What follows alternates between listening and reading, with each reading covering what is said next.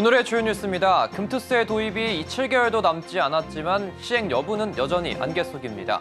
투자자들의 자금 이탈을 우려하는 목소리가 커지는 가운데 윤석열 대통령도 금투세 폐지를 위해 야당의 협조를 요청했습니다. 청약 통장이 필요 없어 줍줍으로 불리는 무순위 청약에 수요자가 몰리고 있습니다. 2년에서 3년 전 분양가로 집을 살 수 있어 당첨이 되면 수억 원의 시세 차익을 챙길 수 있습니다.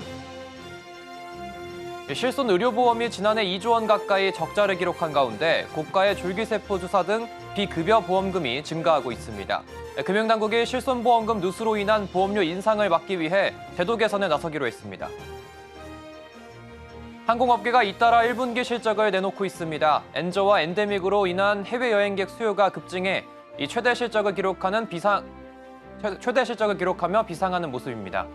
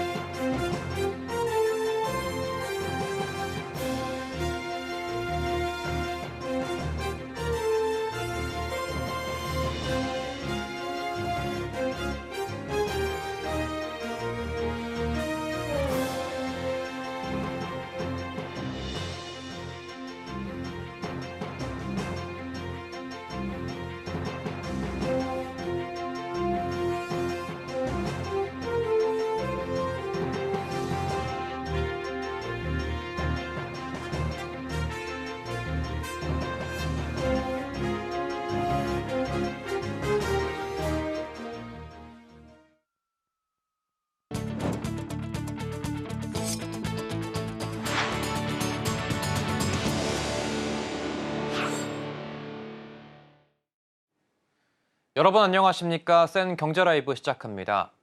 금투세 도입이 7개월도 남지 않았지만 시행 여부는 여전히 안개 속입니다.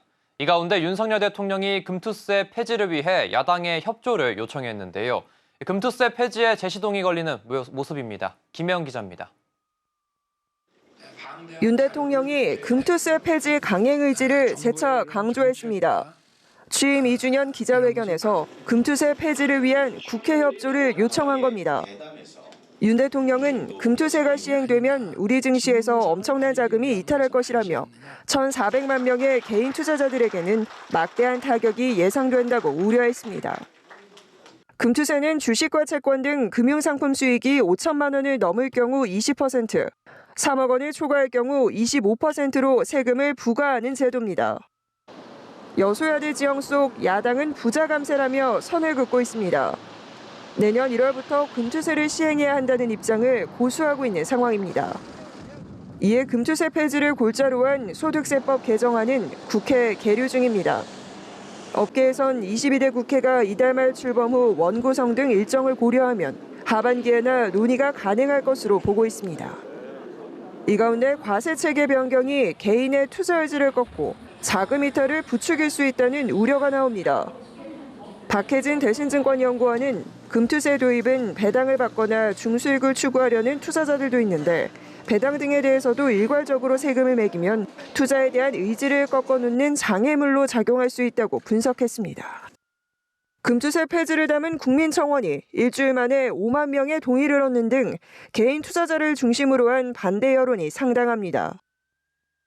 한편 오늘 한국기업거버넌스 포럼은 금투세 시행은 일반 국민에게 유일하게 남은 부의 사다리를 걷어차는 일이라며 이는 소탐대실이라고 비판했습니다. 특히 금투세 대상자가 전체 투자자의 1%에 불과한 15만 명으로 알려져 있지만 10억 원씩 국내 주식에 투자하고 있다는 점을 고려하면 최소 150조 원으로 이는 전체 시총의 6%에 달한다고 주장했습니다. 서울경제TV 김혜영입니다. 최태원 대한상공회의소 회장이 오늘 서울 여의도 한국노총회관을 방문해 김동명 한국노동조합 총연맹 위원장과 만찬을 가졌습니다. 이날 대한상의와 한국노총은 기후위기와 산업전환, 저출생, 고령화 등 우리 사회가 당면하고 있는 난제 해결에 노사가 함께 해법을 찾아보자는 데 공감했습니다. 김동명 위원장은 한국 사회의 거대한 변화 앞에 기업이 느끼는 불확실성과 노동자들이 느끼는 불안감은 결코 다르지 않다고 생각한다면서 변화에 적응하고 위기를 극복하는 데 있어 노동자와 기업이 힘을 합쳐 지혜를 모으는 것이 필수적인 조건이라고 밝혔습니다. 당첨만 되면 수억 원의 시세 차익을 기대할 수 있는 무순위 청약, 이른바 줍줍 물량이 큰 관심을 받고 있습니다. 통상 일반 청약보다 자격 요건이 까다롭지 않아 이전부터 경쟁률이 높긴 했지만 올해 들어 경쟁률이 더 치열해졌습니다. 2년에서 3년 전 분양가로 집을 살 수 있어 당첨만 되면 수억 원의 시세 차익을 챙길 수 있기 때문입니다. 이재영 기자입니다. 청약 통장이 필요 없어 줍줍으로 불리는 무순위 청약에 수요자가 몰리고 있습니다. 지난 7일 진행된 서울 강동구 힐스테이트 리슈빌 강일 줍줍 7가구 모집에 무려 46,189명이 몰렸습니다. 뿐만 아닙니다. 지난 8일 진행된 하남시 가밀 푸르지오 마크베르 경쟁률은 28만 대 1, 고양시 DMC 한강자이 더 헤리티지는 10만 대 1을 기록하는 등 무순위 청약에서 수십만 대 1 경쟁률이 속출하고 있습니다. 부동산 리서치 업체 리얼투데이 자료에 따르면 수도권 무순위 청약 평균 경쟁률은 올해 2,166대 1을 기록했습니다. 지난 2022년엔 46대 1, 2023년엔 400대 1이었는데 2년 새 40배 넘게 뛴 겁니다. 무순위 청약은 2, 3년 전 본 청약 당시 미계약이나 미분양 물량으로 나온 자녀 세대에 대해 무작위 추첨을 해 당첨자를 선정합니다. 청약 통장 유무와 거주지 제한, 무주택 여부와 관계없이 청약할 수 있어 통상 일반 청약보다 경쟁률이 높습니다. 지금은 줍줍 물량의 본 청약 당시보다 주변 집값이 크게 올라 수억 원의 시세 차익을 남길 수 있다는 기대감에 수요가 몰리고 있는 걸로 풀이됩니다. 줍줍 단지 같은 경우 1년간 전국 분양 가격이 10%가 넘게 오르고 있어 2, 3년 전 분양가를 갖춘 단지라면 충분히 메리트가 있을 수밖에 없습니다. 실제 힐스테이트 리슈빌 강일 전용 84제곱미터는 분양가가 7억 3천만 원 선인데 주변 시세 대비 3억 원가량 낮습니다. 가밀 프로지오 마크베르도 같은 평형의 분양가는 5억 원 중후반대로 4억 원가량의 시세 차익을 거둘 수 있습니다. 업계 전문가들은 무순위 청약 물량은 대부분 입주할 때쯤 취소분이 나오는 만큼 잔금 처리 기한이 짧아 충분한 자금을 마련한 뒤 도전하는 게 좋다고 조언합니다. 서울경제TV 이지영입니다. 제2의 국민보험으로 불리는 실손의료보험이 지난해 2조 원에 가까운 적자를 기록했습니다. 수천만 원에 달하는 무릎 줄기세포 주사 등 비급여 보험금이 다시 증가세를 보이고 있는데요. 금융당국은 실손보험금 누수가 늘어나면 보험료 인상 요인이 될 수 있어 이 제도 개선을 추진한다는 방침입니다. 김도하 기자입니다. 지난해 실손보험의 보험 손익은 1조 9,738억 원으로 2022년과 비교하면 적자폭이 4천억 원 넘게 증가했습니다.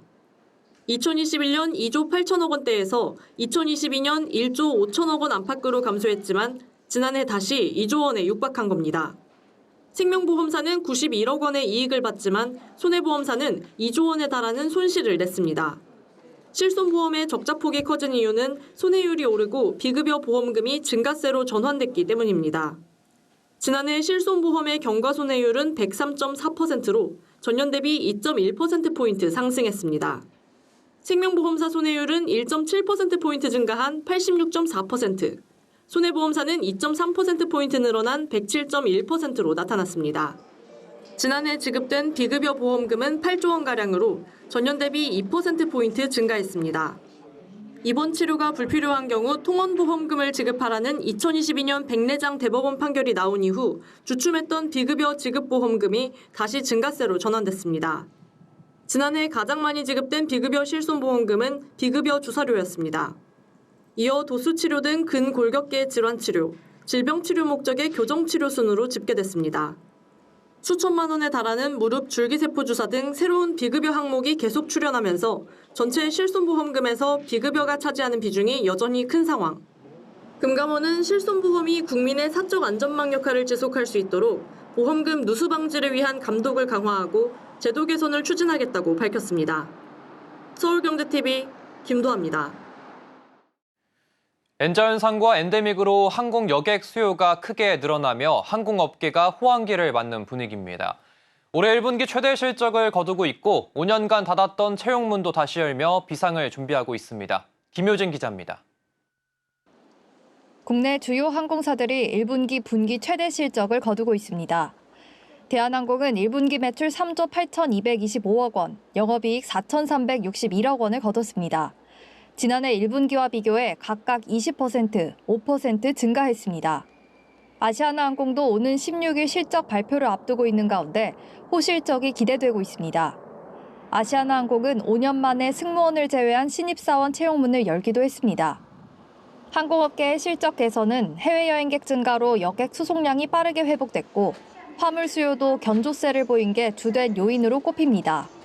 실제 대한항공은 중국 노선 일부를 제외한 대부분의 노선 공급을 코로나 이전인 2019년 수준으로 회복했고 아시아나도 중국 노선 일부를 제외하고 코로나 이전 노선의 90%를 회복했습니다. 국내 저비용 항공사도 분위기는 비슷합니다. 특히 엔저 영향으로 일본 등 중단거리 여행객 증가에 힘입어 최대 실적을 거뒀습니다. 제주항공은 올해 1분기 매출 5,392억 원, 영업이익 751억 원을 기록해 분기 사상 최대 실적을 기록했습니다.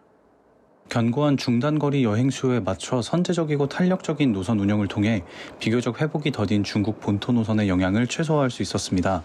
중국 노선도 완만한 회복세를 보이고 있는 만큼 안정적인 흑자 기조를 이어갈 예정입니다. 진에어는 1분기 매출액 4,303억 원, 영업이익 985억 원으로 전년 동기 대비 각각 22.1%, 16% 증가했습니다. 티웨이 항공도 1분기 매출액 4,230억 원으로 전년 동기 대비 18% 늘었고 영업이익은 전년보다 9% 감소했습니다. 중장거리 노선 취향을 대비한 신규 인력 채용에 따라 인건비가 늘어난 탓입니다. 다만 업계에선 강달러와 유가 상승이 지속될 경우 부담이 될 수 있을 것으로 관측하고 있습니다. 통상 항공사 지출 비용 중 가장 큰 부분인 유류비와 리스비 부담이 커졌기 때문입니다. 항공업계는 유류비 결제 시 결제 통화를 다변화하는 통화 수합 계약과 효율적인 기재 운영 등을 통해 이에 대비한다는 전략입니다. 서울경제TV 김유진입니다. 금융감독원이 오는 20일부터 6주간 농협금융지주와 농협은행에 대한 정기검사에 착수합니다. 고강도 검사가 예상되는 가운데 최대주주 농협중앙회의 경영개입 이슈 등을 포함한 지배구조 손질 가능성까지 제기되고 있습니다. 이연아 기자가 보도합니다. 금융감독원이 오는 20일부터 6주간 NH농협금융지주와 NH농협은행에 대한 정기검사에 착수합니다. 앞서 금감원은 농협금융지주와 농협은행에 대한 사전검사를 마무리했습니다. 금감원의 이번 검사는 2년에 한 번씩 진행되는 정기검사지만 현장에서는 고강도 검사를 예상하는 분위기입니다. 금융권에서는 당국이 사실상 농협중앙회를 간접 통제할 수 있는 근거를 찾고 있다는 의견까지 나오고 있습니다. 지난 3월 NH증권의 CEO 선임 과정에서 최대주주 농협중앙회가 측근 인사를 시도한 것이 직접적인 시발점이 됐습니다. 당국이 이례적으로 중앙회의 인사 개입에 CEO 전문성을 근거로 공식적 발언을 이어가며 시작됐습니다. 이어 최근 발생한 농협은행 내 109억 원대 업무상 배임 사고, 2억 규모 펀드 무단 해지 등 금융사고가 발생해 당국이 현장 점검에 나서면서 전반적인 지배구조 문제로 확대된 겁니다. 당국은 최근 농협금융지주와 은행에서 벌어진 금융사고가 내부 통제 부실과 최대주주인 농협중앙회에서 시작됐다고 판단하고 있습니다. 당국은 금융지주회사법, 은행법 등을 근거로 최대주주 농협중앙회의 위법 사항을 중점적으로 들여다볼 것으로 알려졌습니다. 다만 이번 검사를 통해 당국의 농협금융지주와 은행의 전반적 지배구조 손질은 한계가 있을 것으로 보입니다. 금융권 관계자는 농협금융지주와 은행의 지배구조 손질에는 현 지배구조법, 은행법, 농협법 사이 충돌을 개정안을 통해 해결해야 하는데 이는 정치권 영역이라고 밝혔습니다. 여기에 10년 전 신경분리가 됐지만 실무적으로 업무와 인사 영역 등을 명확히 나누는 것이 애매한 부분이 존재하며 농협법을 근거로 살펴볼 때 설립 목적을 훼손할 가능성도 있다는 의견이 제기됩니다. 당국의 농협금융지주와 은행의 정기검사 결과는 이르면 올해 하반기에 나올 예정입니다. 서울경제TV 이연아입니다. 소비자가 신제품 개발 단계에서 미리 후보군을 맛보고 투표하거나 제품에 얽힌 소비자의 사연을 제품 패키지에 담는 등 소비자 참여형 마케팅이 최근 식품업계에서 잇따르고 있습니다. 고객은 브랜드의 친근감을 느낄 수 있고 기업은 고객의 관심을 자연스럽게 이끌어낼 수 있다는 장점이 있습니다. 이혜란 기자입니다. 벽에 걸린 익숙한 명화, 자세히 들여다보니 손에 크림빵이 들려 있습니다. 인공지능으로 그린 그림이 맞아주는 이곳은 삼립이 크림빵 출시 60주년을 맞이해 서울 성수동에 연 팝업 공간입니다. 크림빵을 만드는 크림 마스터들의 비밀 작업실을 콘셉트로 기획됐습니다. 방문객들은 이곳에서 AI를 활용해 만든 마라 고수 크림 등을 비롯해 전문 파티셰가 추천하는 크림까지 새로운 9가지의 크림 중 3가지 맛을 선택해 시식할 수 있습니다. 고객들은 맛을 본 뒤 투표에 참여하고 1등으로 선정된 크림은 다가오는 6월 신제품으로 출시됩니다. 네, 아무래도 거의 무슨 소비자 시식단처럼 이렇게 직접 먹어볼 수 있으니까 나중에 출시가 된다면 이거 내가 골랐던 그거네 할 것 같아요. 요즘 젊은 세대들은 고객들이 직접 참여하거나 본인들과 함께하는 브랜드를 좀 더 선호하는 측면이 있기 때문에 고객들의 투표를 통해서 저희가 새로운 제품을 출시하는 배경이 좀 생겼습니다. 최근 식품기업은 이렇게 고객이 제품 출시 단계에 직접 참여할 수 있는 소비자 참여형 마케팅을 늘리고 있습니다. 베스킨라빈스는 이달 15일까지 AI 챗봇을 활용해 나만의 아이스크림 레시피를 만들어 응모할 수 있는 공모전을 엽니다. 지난해 우승작 초코 이제 우리 헤이즐넛, 나는 딸기치오 맛처럼 이번에 선정된 맛도 10월 중 신제품으로 출시됩니다. 오리온 초코파이도 탄생 50주년을 맞아 다음 달 25일까지 초코파이에 얽힌 고객의 추억 이야기를 공모합니다. 당선작은 6천만 개의 초코파이에 이름과 함께 새겨져 판매될 예정입니다. 브랜드와 소비자 사이의 친밀감을 높여주는 소비자 참여형 마케팅. 식품업계의 트렌드로 자리 잡으며 고객들의 눈길을 끌고 있습니다. 서울경제TV 이혜란입니다.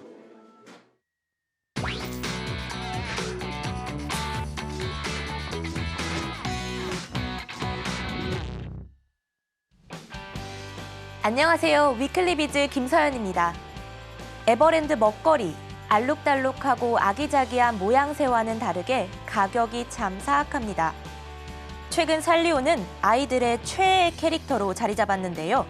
그런 만큼 이번 봄 기획으로 에버랜드에서 선보인 쿠로미 팝콘과 폼폼프린 카레 등이 큰 인기를 끌고 있다죠. 두 먹거리의 가격은 각각 29,000원과 17,800원. 학부모들은 아이가 원하니 사주긴 했지만 양도 많지 않은데 가격이 너무 비싸 부담스러웠다고 입을 모았습니다. 전 국민적 인기를 끌고 있는 판다 가족을 활용한 디저트들도 가격은 만만치 않은데요. 판다 간식이라는 워토호를 구현한 손바닥만한 크기의 빵은 5,300원, 판다의 주식인 댄잎을 넣어 만든 스무디는 6,500원입니다. 에버랜드 먹거리, 예쁘고 귀엽게 만드는 것도 좋지만 아이가 원하는 것은 최대한 해주고 싶은 부모님 마음도 헤아려서 가격이 책정된다면 더 좋겠습니다. 여기저기서 선물 받은 비타민과 홍삼, 효소, 유산균. 필요가 없거나 몸에 안 맞는 건강기능식품은 처치 곤란이지만 그렇다고 몸에 좋다는 걸 버리기도 좀 그렇죠. 그동안 이런 건강기능식품은 개인 간 거래가 철저히 금지돼 왔었는데요. 식품의약품안전처가 건강기능식품 개인 간 거래 시범 사업을 시행하면서 지난 8일부터 중고거래 플랫폼을 통해 개인이 사고 팔 수 있게 됐습니다. 단 시범 사업인 만큼 일단은 당근마켓과 번개장터 두 곳에서만 운영되며 다른 형태의 개인 거래는 모두 금지입니다. 이제 두 플랫폼엔 각각 건기식 거래 전용 카테고리가 생기는데요. 미개봉 상태로 소비 기한이 6개월 남은 제품만 거래가 가능합니다. 또 인당 연간 10번 이하로만 판매가 가능한데요. 악용 사례가 얼마나 방지될지도 지켜봐야 하겠습니다. 식약처는 앞으로 1년간의 시범 사업을 토대로 의견을 수렴해 제도화 여부를 결정한다고 합니다. 도시락을 사면 비트코인 10,000원어치를 덤으로 주는 상품이 나왔습니다. 최근 이마트24가 빗썸과 손잡고 출시한 비트코인 도시락인데요. 비트코인이 떠오르는 황금색 동그란 용기에 오므라이스와 멘츠카츠, 미트볼, 감자튀김이 들어있고 가격은 5,900원입니다. 그리고 포장지 안쪽에 동봉된 작은 쿠폰이 바로 이 비트코인 도시락의 주인공. 빗썸 앱에 들어가 쿠폰에 적힌 번호를 입력하면 10,000원의 비트코인을 받을 수 있다는데요. 본인 인증이 돼야 하기 때문에 혜택은 1인당 한 번밖에 받을 수 없지만 그래도 10,000원이나 준다니 꽤 솔깃합니다. 이마트24는 주식 등 재테크에 관심이 많은 2030 세대를 위한 기획이라고 설명했는데요. 젊은 층을 겨냥한 편의점 2세 컬레버 상품이 어디까지 나올지 궁금해집니다. 롯데웰푸드가 올해만 가격 인상을 2번 할 수도 있다고 언급하면서 파장이 일고 있습니다. 기상이변으로 코코아 생산량이 급감한 건 작년 하반기부터인데요. 이에 롯데웰푸드는 6월부터 주요 제품 가격을 12% 인상하기로 이미 결정돼 있었습니다. 가나초콜릿은 200원, 빼빼로는 100원이 오른다고 하죠. 그런데 최근 롯데웰푸드가 올 하반기 추가 가격 인상까지도 검토하겠다는 입장을 밝혔습니다. 앞으로 원자재 가격이 어떻게 될지 모르는 상황에서 조금이라도 수익의 안전성을 높이고 싶다는 건데요. 문제는 역대 최고 수준으로 올랐던 카카오 가격이 이번 달 들어 30% 떨어졌다는 겁니다. 코코아 가격이 지금처럼 안정세를 유지한다면 롯데웰푸드도 추가 인상을 단행할 명분은 없어 보이긴 합니다만 과연 올해 빼빼로데이엔 얼마짜리 빼빼로를 사게 될까요? 위클리비즈였습니다.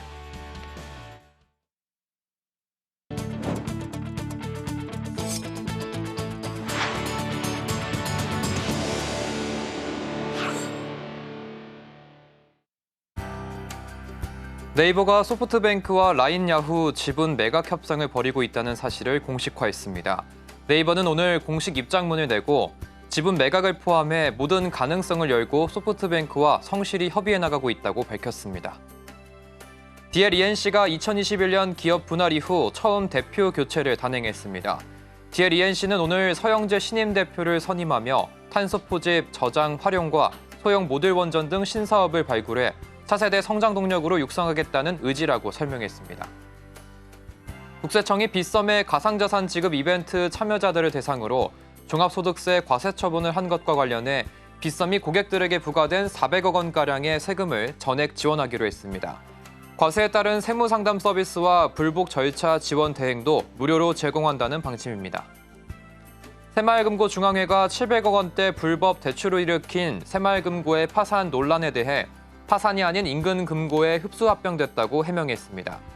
중앙회는 지난해 3월 해당 금고에서 대출 사고가 발생한 사실 인지 후 즉시 검사에 착수했고 이 검사 결과를 토대로 관련자 형사고발과 인근금고와 합병 조치를 취했다고 밝혔습니다.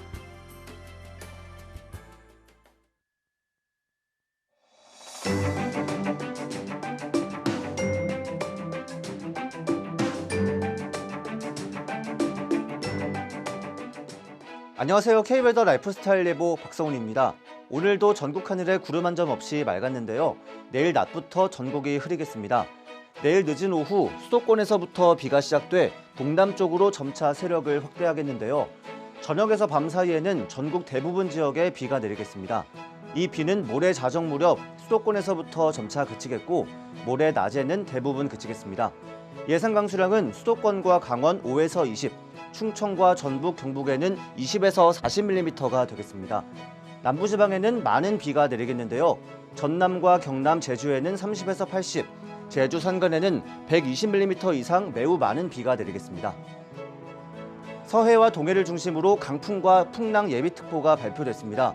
오늘 밤 서해 5도와 강원에서부터 시작해서 내일 새벽에서 아침 사이 서해안과 동해안을 중심으로 강풍과 풍랑에 주의하셔야겠습니다. 특히 비가 오는 동안 돌풍과 벼락이 칠 수 있으니 시설물 관리와 안전사고에 각별히 주의하시기 바랍니다. 다음은 자세한 지역별 내일 기온입니다.